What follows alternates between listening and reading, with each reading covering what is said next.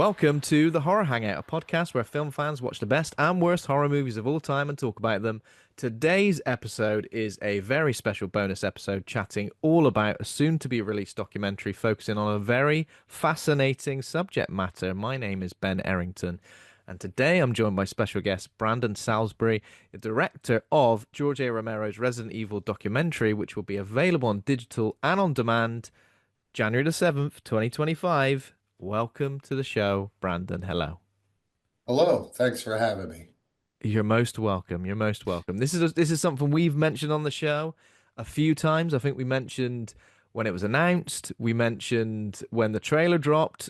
Me and co-host Andy, really big Resident Evil fans, really big George A. Romero fans. So as soon as we saw it was happening, we knew we were interested, and we definitely knew we wanted to talk to you as well.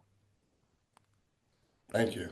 So, I mean, obviously, thanks for joining us and congratulations on the film. I mean, here are some details on the documentary before we get started. So, in 1998, Constantin Film set out to bring Resident Evil, the legendary horror video game, to the big screen. They enlisted George A. Romero, the visionary director who redefined the zombie genre, to adapt the project.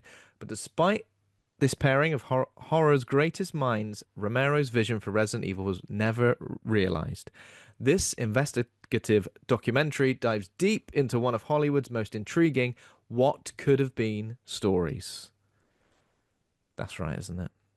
So Brandon, how did this documentary come to life? Because obviously so much involved in terms of it being George A. Romero, but especially with a project that didn't get made, it must be really difficult to kind of collect everything that you needed to get it made. So what was the journey like from conception to getting this documentary made? Well, originally the concept was to redo a YouTube video that I did years ago. I wasn't satisfied with the quality. I was a YouTuber at the time, so I actually partnered up with a guy named Robbie McGregor. He kind of well known throughout like the olden days of the web. He used to run a couple Resident Evil websites, and he had written about 10 years ago an article that was all about the production history of the first movie, from when Constantine got the rights all the way up to the release of the first film. And I had helped him with a little bit regarding Alan McElroy's script, Mm. which was the screenwriter before George Romero. So I actually managed to recover an article that actually had just a little bit of information on the script itself. So I naturally contacted him and asked if we could use his article as a jumping off point because it already had a lot of the research. Mm. And he came on to help me write the documentary script and kind of work through all the research. So that was 2019. And after kind of going through all the information, we realized it was going to be bigger than, like a 40-minute YouTube documentary. Like there was so much information. And I ended up contacting George's widow, Sue's, Mm. to get her blessings that I could do this documentary. And then after that, it just spiraled out of control. You know, we found out that the scripts were available, but we had to wait until after the pandemic to go Mm. read them. We found more and more information. It just seemed like everything was coming out. Um, we ended up getting a license with Capcom so that we could use the Wow, okay. trademarks, and that was a big moment for us, was getting Capcom's approval. So we had Suze Romero's approval, Capcom's approval, and we just went full steam ahead. So the process was pretty rough to try and get all the information because we were going through like back doors of defunct websites trying to recover old information like chat logs with George Romero back on like what is it, AIM, and like old movie news sites that had bits of information and trying to connect it all together. And then we started finding people that had their own information, like the press kit for the first movie, old issues of Fangoria. It was Oh, neat, wow. like getting all these bits and pieces. And then slowly we started finding people that got us in touch with different personalities, like the original writer of the video game. So we actually managed to interview him, and I believe that was his first time doing an on-camera interview where we're Wow. talking about the origins of the video game. And some of the people that worked on George's commercial for Resident Evil 2, Oh, yeah, of like course. it was a lot of really cool, unique interviews. We even, unfortunately, Bernie Wrightson had passed away not long after George did. But we got to interview his son, who works with Greg Nicotero at KNBFX. And, you know, his father did the concept art for George's version of the movie. So we got to interview him because he was in the room watching his father work on all this concept art. So it was really neat getting an interview with him and starting Wow. to connect the dots about what was going on. Even getting to read every single draft of the screenplay. Mm. So, and we did eventually even get to read the Alan McElroy script. So that was kind of a like a holy grail of missing lost content is to read the screenplay that literally no one's ever read. What were the major differences between the screenplays, especially with that version as well? Because I definitely haven't read any of that or seen any of that. Uh, that is a very long process to go through in Yeah. terms of McElroy's version.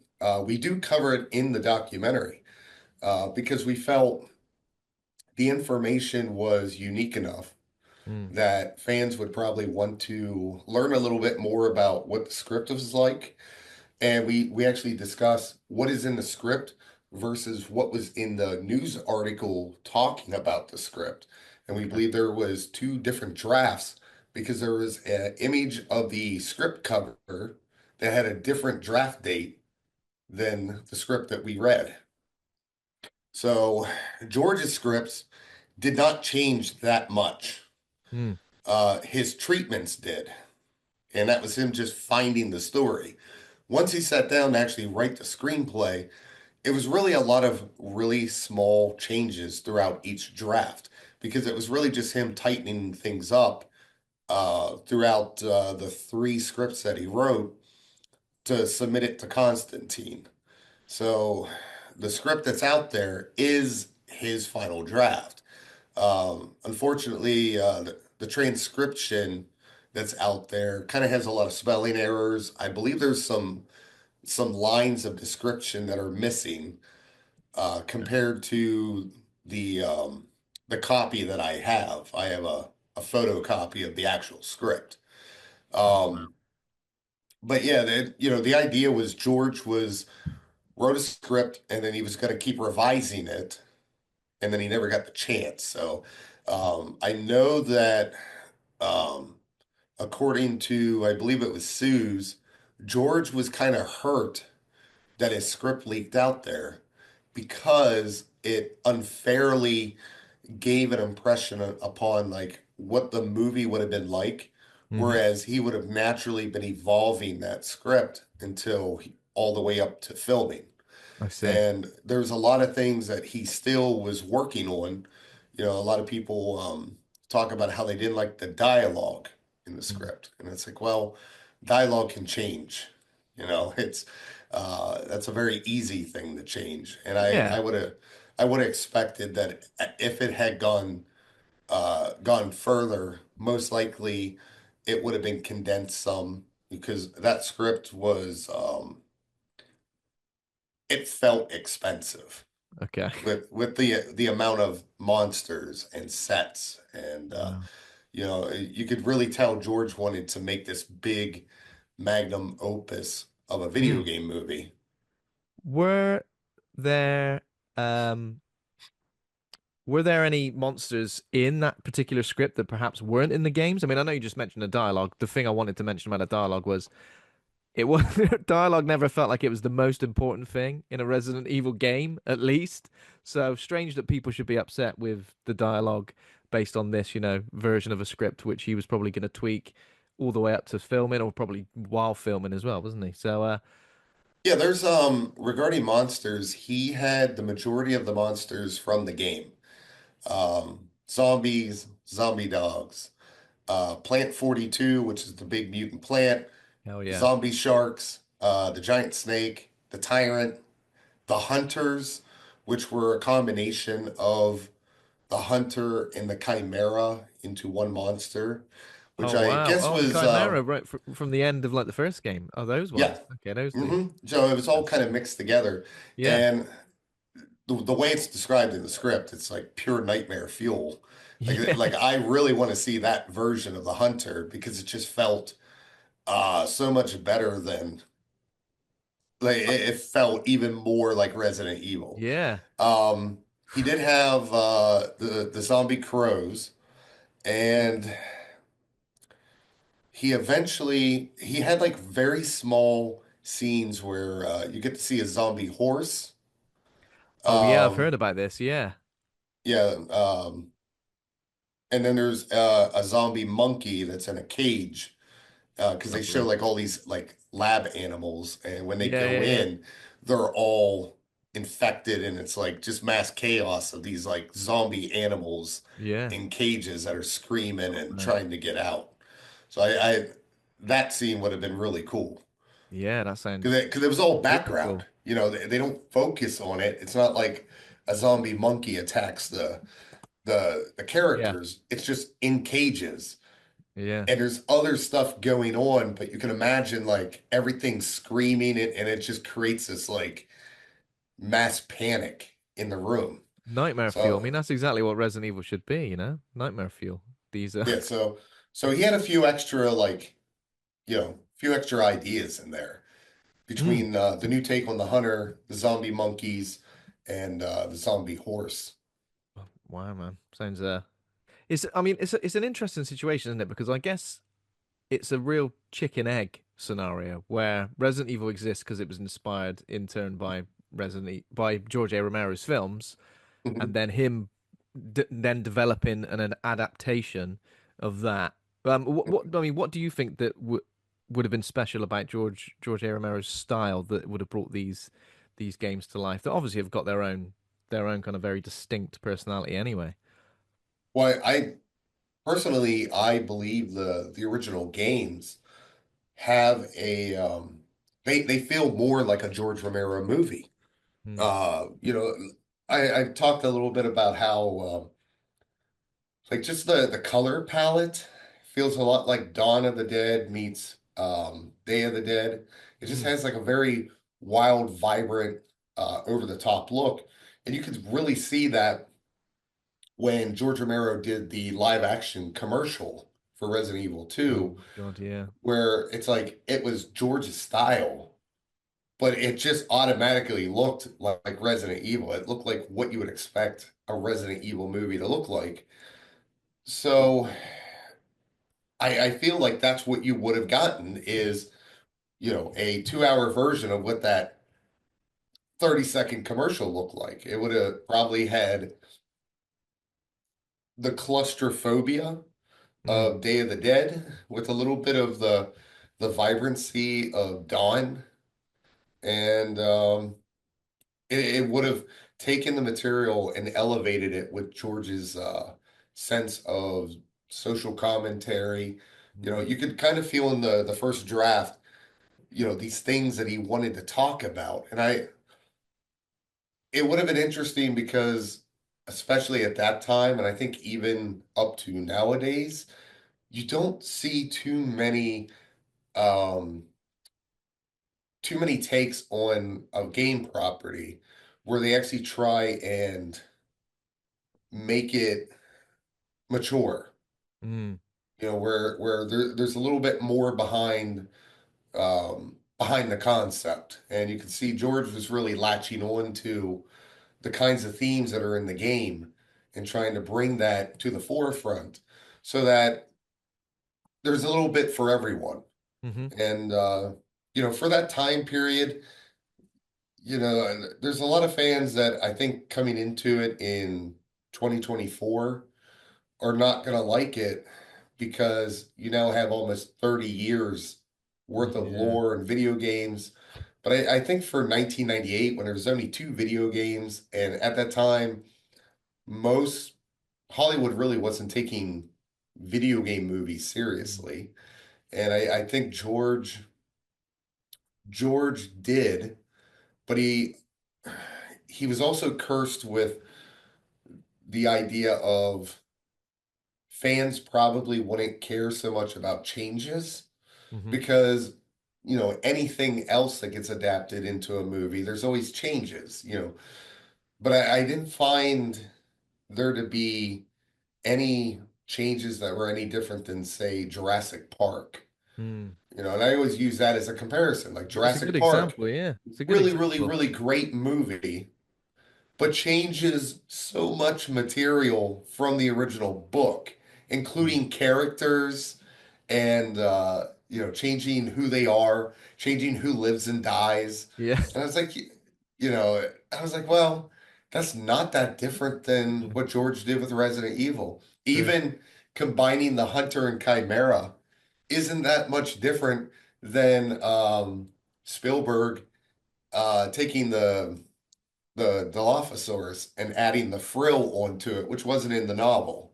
Mm. That was an artistic thing Yeah. that they did for the movie. So it's like, Wasn't the lawyer character a hero as well? He was, wasn't yeah, he he? was actually Yeah, very competent. he Uh, was. they combined his character with what was his name? Ed Regis? Regis, I Yeah, think. they combined the character, didn't Reggie. they? Yeah. He was just another guy, but they combined both of them. Muldoon was a badass. He's Yeah. like shooting rockets at like Yeah. Yeah. raptors and Yeah. stuff. Like there's a lot of like neat things. So I could see if someone read the novel, which is a very R-rated Mm. concept. It would have been an R-rated movie. And then going to watch the movie, and it's geared towards kids. Most of the science and the more serious stuff has been stripped out of it, Mm. and the characters are all different. But it's a great movie. Yeah. I don't think anyone can argue that Jurassic Park sucks. So I No way. Do you and think?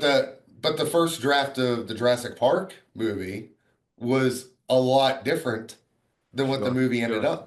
So I think that would have been a neat touch is to see George continue that Mm. and see where he would have gotten it to before he filmed. Do you think it's just the way fandom has changed? I guess like in 96, 98, seeing a movie made of your favorite video game was amazing in itself, that you probably didn't really mind some of the changes that were made. Whereas fandom now, I guess people hold on so dearly to characters and to, events happening in games that if they were developed and they changed anything, people do kind of get quite upset.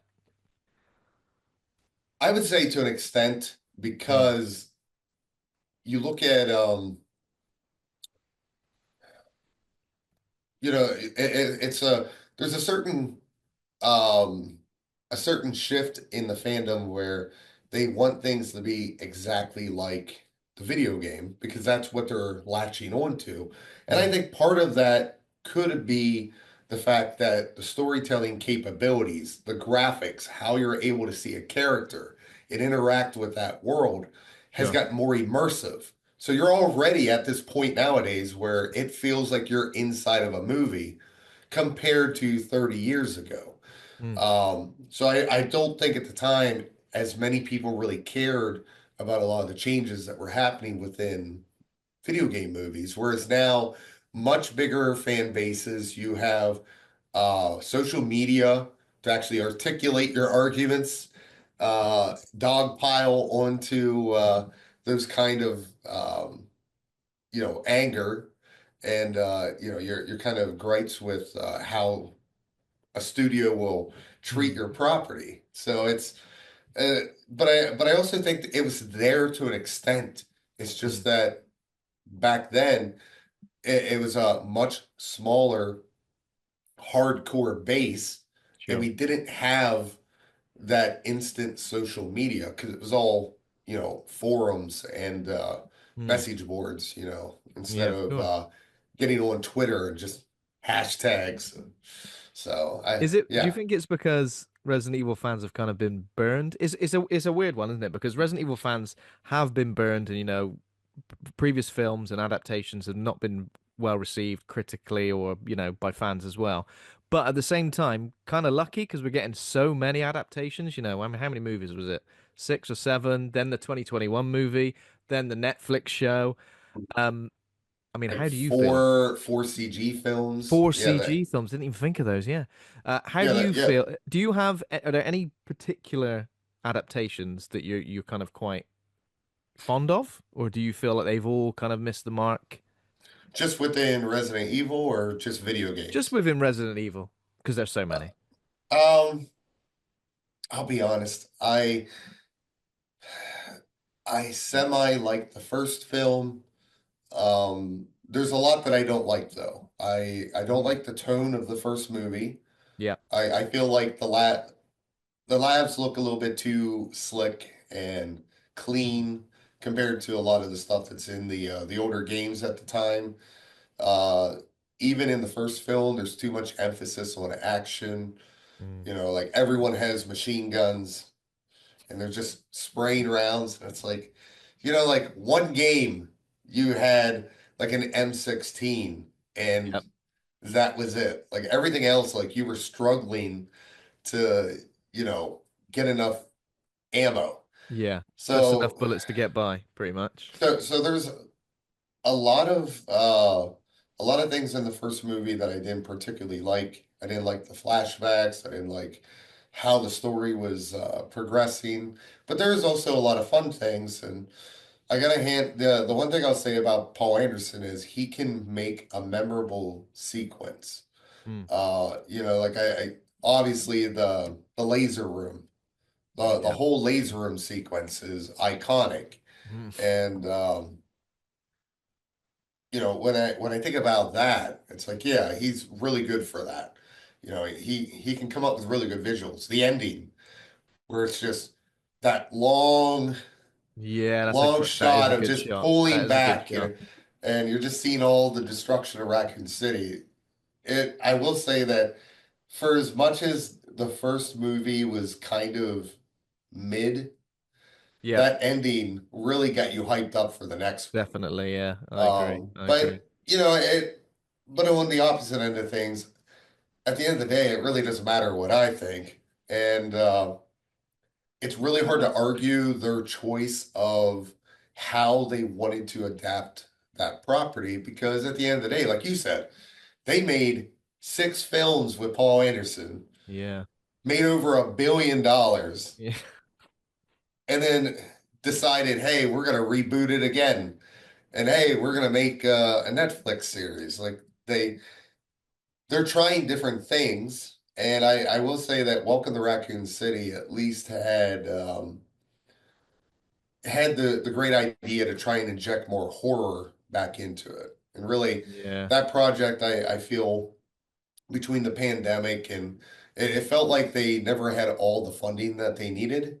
Okay. And that was an unfortunate thing where I believe they were kind of forced to make it in order to retain the rights. I And see. I see. they knew, and especially because they filmed it right in the first year of the pandemic. Okay. So they probably thought, well, we don't even know when this thing's going to end. And if we postpone it, we might end up losing the rights. I see. So I see. I think they did the best they could. Yeah, yeah, I think so. I think the 2021 movie's a weird one because I think I had a lot of high hopes for it. It felt like a bit of a it felt like it was made and again I can't assume how the filmmaker approached it, but it felt like it was made from someone who just played the remake of the second game and that was it, and everything else was kind of just tacked on. And oh, you've got to have this because it's Resident Evil, you've got to have this, and it felt like a bit of a greatest hits thing. And I Mhm. almost, after a while, I was like, well, who is this even for? But yeah. Yeah, I think that's a good point. The My problems with Walk of the Raccoon City was I really liked the first 25 or 30 minutes of it. It felt very much like an 80s film. And I'm like, Yeah, and I yeah. know John Carpenter was a huge inspiration. And I'm watching the film and I'm seeing that it has the Albertus font, which is Yeah. John Carpenter's like Yeah. iconic font, and I'm just like, oh God, Well, like I should not be picking up on these things. Like you're not oh supposed to man. consciously make it look exactly like John Carpenter. You're supposed to come in like if I wanted to see John Carpenter's Resident Evil, just hire John Carpenter. Yeah. But Because the there were first, Assault on Precinct 13 oh vibes a yeah. bit. Yeah. Oh yeah, there Yeah. was some Assault on Precinct 13. There was just a slight bit of like Escape from New York in there. Mm, Um, a little bit of They Live, just a tiny yeah. bit, mostly through like um the Umbrella Soldiers kind of like Mm, coming through the area, trying to stop people from leaving the area. I was like, okay, that yeah. kind of reminds me of They Live. Yeah. I Because it really had that authoritarian um dystopian feel to it in that scene. I was like, oh, this guy is really trying to be John Carpenter. He's But using the at the font. same time, you're right. It kind of felt like it was like a greatest hits, and the scenes never really connected well. It didn't have a lot of good connective tissue. It's like you were going on like a like an amusement park ride. It's like you're going from Yeah. one attraction That's a to good the description. other. And then the first, like I said, the first 30 minutes felt really good, and it was like, okay, this like I don't get combining both games into one story, but hey, we're Mm, going with it. We're yeah. going with it. Okay, I can see why you want to do it. Like I can get on board this, but then two things that I really didn't like was it was, hey, we're going to be highly accurate, the things that don't matter. Yeah, that's And true. then other stuff that's important, we don't care about. Yeah. You know, I like some of the costumes, like half yeah. the costumes are accurate. The other half of the costumes are not. You have a highly accurate main hall of the police station. Yeah. Every other room does not look like it's No. from the game. So it was like, why do that? Why spend all that money on CG to make everything look like the game? But then every other room doesn't look like it. Like just go to a location True. and Yeah, yeah. throw in a couple details, like sell me the vision, the your adaptation, but don't sit there and try and say, hey, we're doing a faithful adaptation. You're gonna Well, people. feel like the video game when half of it doesn't feel like the video game. Yeah. And then the only other thing I didn't like was as the movie continued, you could feel the budget draining. In Mm, fact, yeah, that's never good, is it? by the final fight at the end, and you could really tell they ran out of money for that CG. Mm, And it just kind of ends. Like I didn't yeah. even know what happened toward the end. I was like, did a bomb go off? Was that like underground? I don't get I it. can't remember what happens. I remember Leon like turns out with a rocket launcher, doesn't he? And Yeah, he he blows blows that stuff. up. Then they get just far enough away that I think the city blows up. But they don't show it. They show a Mm. shock wave. And I was like, Oh well, yeah. I was like, did the town blow up or did it like everything collapse? I don't know. You've got. I And then mean, they walk out of that tunnel and then it just cuts to credits. And I was like, oh God, like yeah. they ran out of money. And I feel like that Yeah. movie would have been more exciting if they kind of like the countdowns in the video games, if they Oh would yeah. Iconic. just have the budget at the beginning of the movie and it starts counting down Yeah. and it just creates tension. Like, oh my God, they got to finish the movie before they run out of money. Yeah. So, but We got $100 left. yeah, so so I can I can understand people's disappointment. Like I still didn't mind it. It's just, Mm, it felt like there were good intentions in there, yeah. but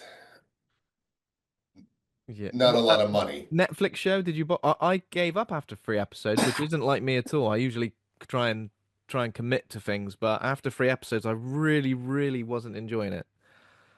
I watched all of it. I really, really wanted to hate that TV show. Okay. Because again, From what I understand, that was originally meant to be a spin-off of the Anderson universe, Okay. like filling in the gaps or Yeah. something.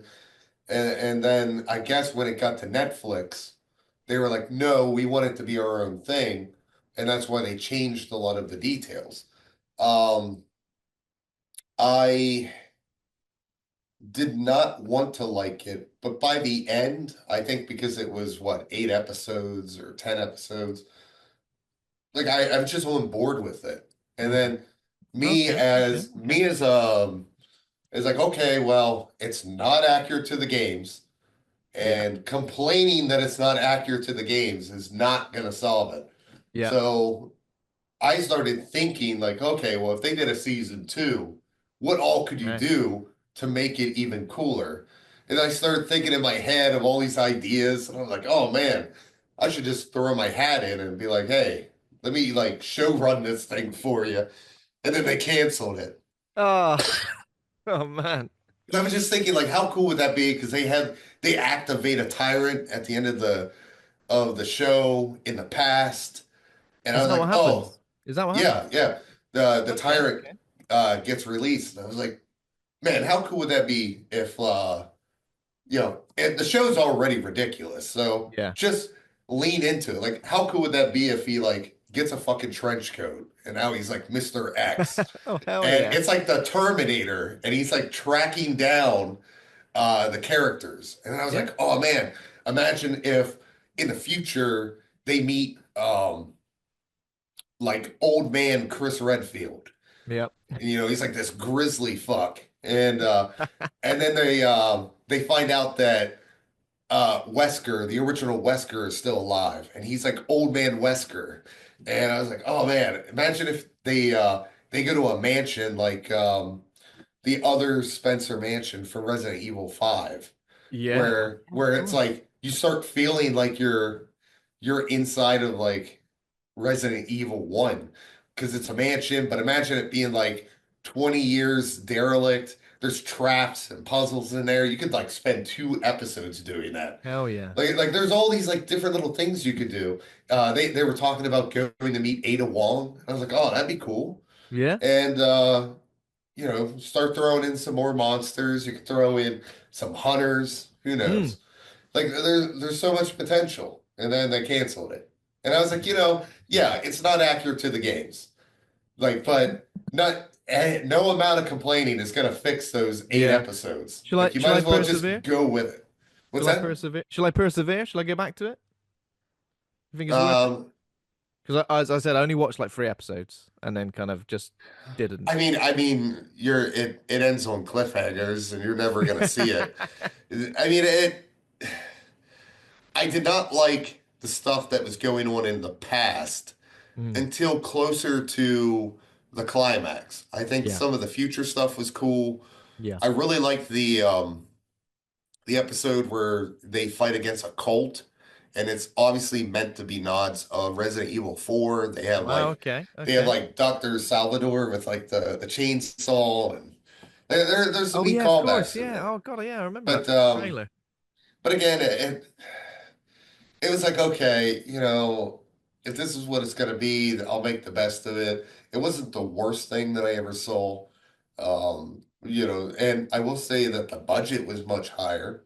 I kind of Yeah. wish Welcome to Raccoon City had the kind of budget that Yeah. the TV show had. I Mm. think, really where I think a lot of the problem is with those two, they tried to reboot things. And really, so many people at this point, as a general audience, not Resident Evil fans, but a general audience, so many people are connected to the Anderson universe Sure. Sure. that imagine not caring about the video games.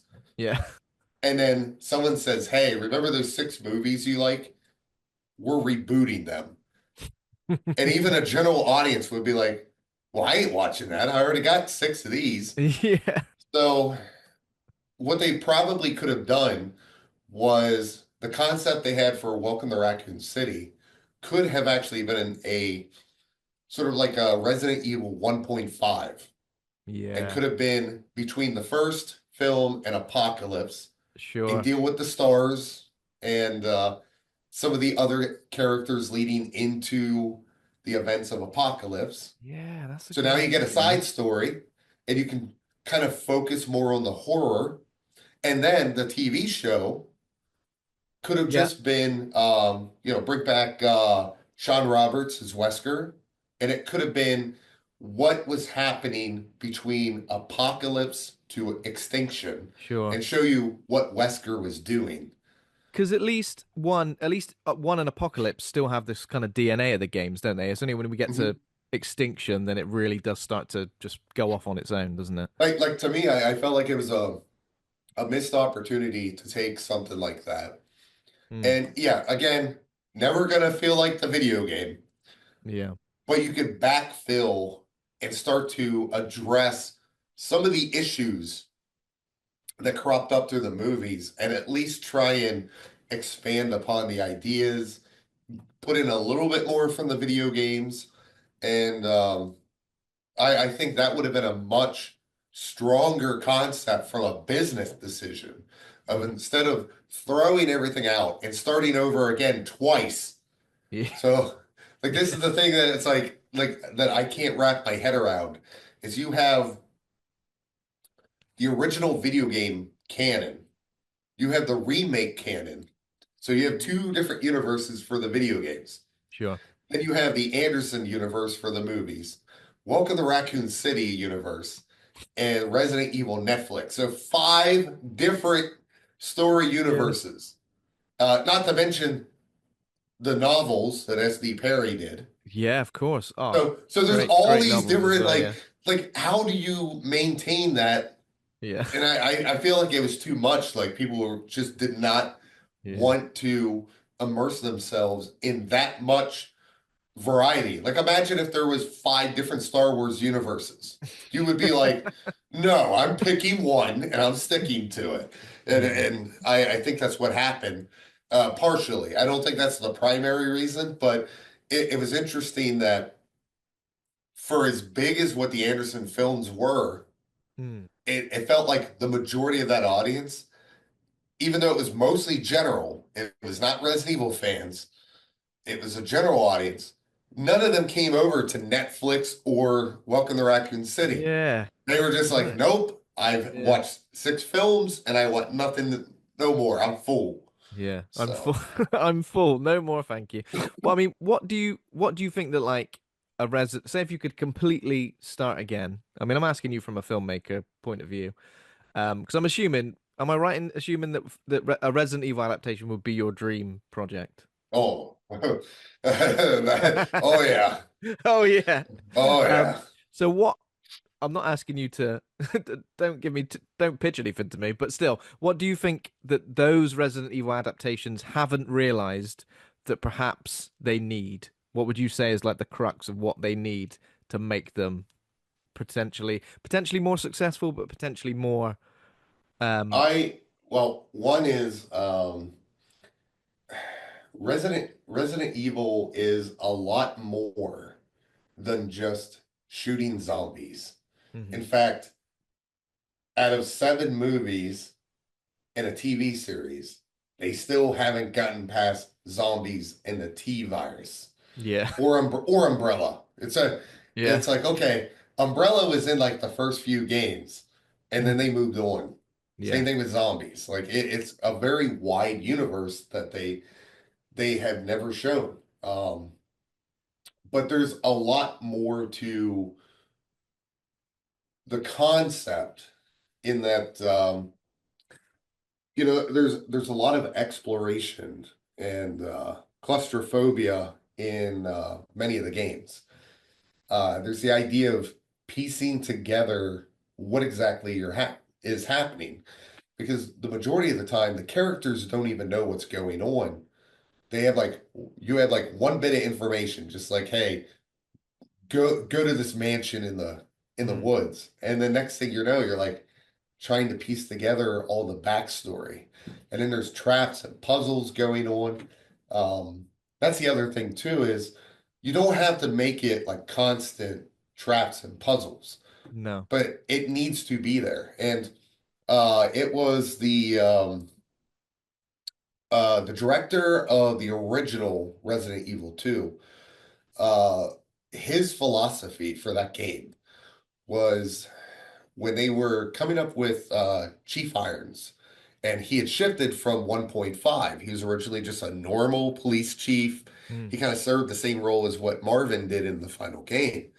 And then they came up with this idea that he was going to be like a headhunter. He was like this really sick individual that was like killing people. Yeah. And he had his own secret torture chamber behind his office. And some of the staff members were, I guess, rejected this, saying like, I think that's a little bit too over the top. And his answer was, it will not be over the top because everything else is like really far out there. Mm. So the fact that the police station is was a former art museum. We're going to put Yeah. artwork everywhere. And that's going to connect into the puzzles and the the way that they designed that world. I think when I played the game, I never even really thought about like, oh, he has a secret torture chamber. It was just like, well, he's this like really evil guy. Like, of course he's gonna have a secret lair. I never really thought about it. So you need to lean into that. Mm. And it feels like some of the adaptations want to try and ground the material. And I think you even see this nowadays with certain aspects of the new games, where like the Okay. wardrobes have definitely changed. Where like Chris Redfield is now like black on black, looks like a Navy SEAL. Yeah. uh, Ethan Winters is like running around a decrepit plantation wearing like a button-down white t-shirt and a pair of slacks. And Yeah. it was like, if that was the 90s, Ethan Winters would be wearing like a muscle shirt, and he'd have like fingerless gloves and boots. And he'd be like Yeah. wearing like a military H harness.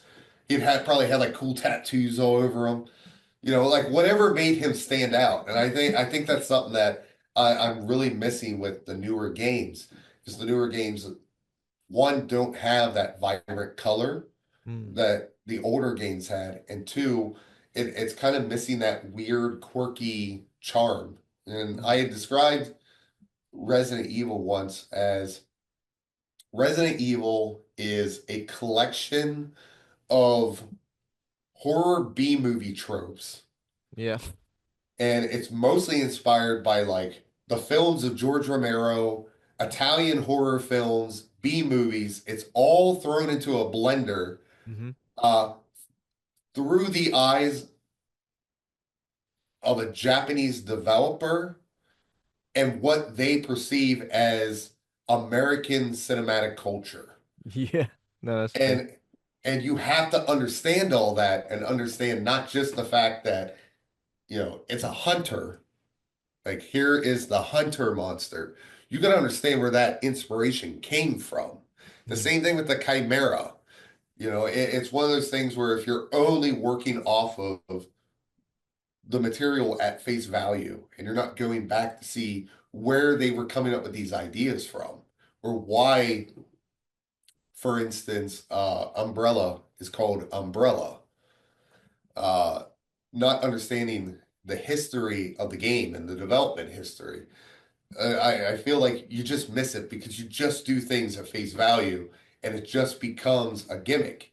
It's like, there's the umbrella logo. It's Mm. everywhere. There's Yeah. another game monster, and I think you start losing the inspirations behind it. And one of the things I felt George would have been really good at was capturing, but without making it a big deal, he would capture those micro elements from the game, from puzzle solving to getting bits of information to connect the dots. He had keys in it, like the key cards and stuff. Cool. Um, Cool. and you really see that in his films from something like Dawn of the Dead. Dawn of the Dead is a very good example. I watched Dawn of the Dead in 1998 because it was the 20th anniversary. It was all over Mm, the premium channels. And I was watching George Romero films when it was announced that he was going to direct. So I got to watch Dawn. And there's a whole part of that movie where after they get to the mall, Roger and Peter decide to they're gonna go explore the mall that's completely full of zombies, and they're taking like these back rooms. It's very like labyrinth like, and there's mm, certain rooms in there that I'm like, man, that back room kind of feels like the police station, like one of the yeah, back hallways. But they go into a room and they're like searching drawers. They find keys, the unlock rooms. And then Flyboy comes in after them and he finds the map of the whole mall. And I'm like, man, classic. it's not feeling, just in these like few minutes, it feels like the small quiet moments that Yeah, Resident Evil the game has. yeah. Because it's not all loud heavy metal music and shooting zombies and Oh, stuff. It's that loneliness, mm, that you're kind of on your own. Everything around you is falling apart and there's yeah. no help coming. And I always love that with the original games. Yeah. I think I agree. And I feel like even within the title Resident Evil, it always felt like something. You're somewhere where evil lives and you're just in a place that not so long ago was totally normal and was, populated just by people living their lives, a mansion, a city, but now evil lives there and you're kind of just existing with that evil but trying to survive, trying your best to survive. And I just Mhm. feel like when it goes over the top, action heavy, when your protagonist is basically a superhuman, that is when it feels not the same. Yeah. That for me was how Resident Evil separated itself from everything else that was around that time in games, game wise. So yeah, I mean, no, I totally agree with that. So obviously we're fast approaching the release of the documentary as well, Brandon. So it's coming out on January the 7th. Where's everybody going to be able to um watch it? Is there going to be a physical release eventually? I'm merely saying that from a selfish standpoint. So the release on January 7th is for North America. I see. So that will be on demand and digital, like to purchase. So it'll be at like every online store Hmm. where you can normally buy or rent digital movies. There will be a physical release for the North America version. We just started talking about what additional features we could do for it. So after the holidays, we're going to start work on that. So it'll be sometime later in 2025. Um, I believe because certain regions of the world don't have access to it because not everyone picked it up for distribution. We're going to ensure that the physical release is region zero, meaning you can purchase it from the US store Okay. and ship it to your house and you can watch it because it'll play on any Blu-ray player and enjoy Wonderful. it right there. Um, Europe has its release, I think it's February 27th, around there.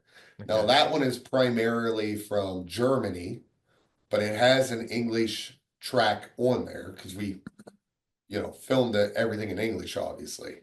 Mm. Um, so I believe you can watch it with English, and then I think they redubbed it into German for a different audio track. And that one is Region B, which is for Europe. Mm. So anyone in Europe can watch and buy that one, and that's available now for pre-order. You can go Oh to, wow. I think Okay. I think it's Yeah. like Germany Amazon. So Sure. Amazon.de. You just type in George A. Romero's Resident Evil. You can buy the Blu-ray right there. Amazing. Obviously, So I'll keep all of our listeners up to speed with that, and when it releases.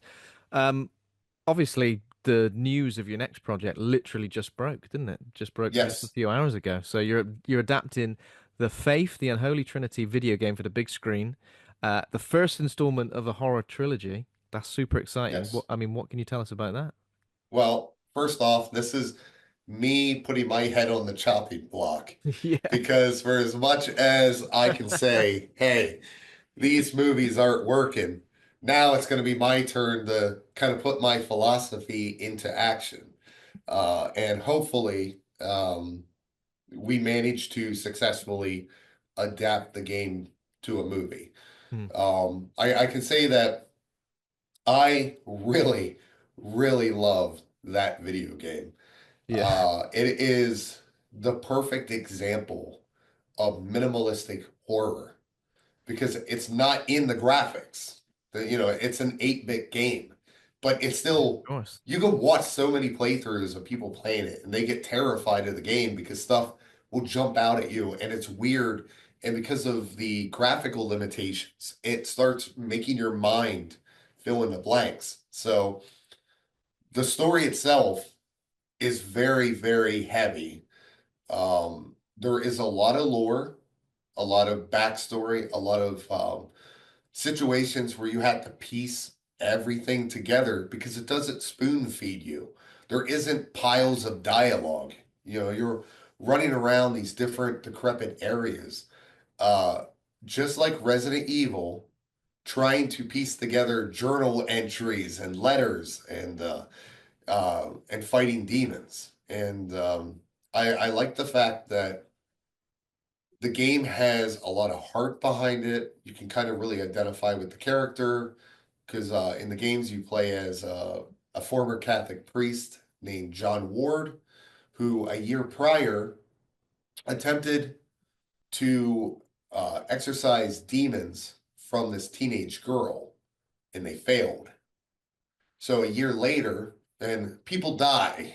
So a year later, he returns to finish what he started, and it starts him on this journey where he starts finding out that there's a lot more to this possessed teenage girl.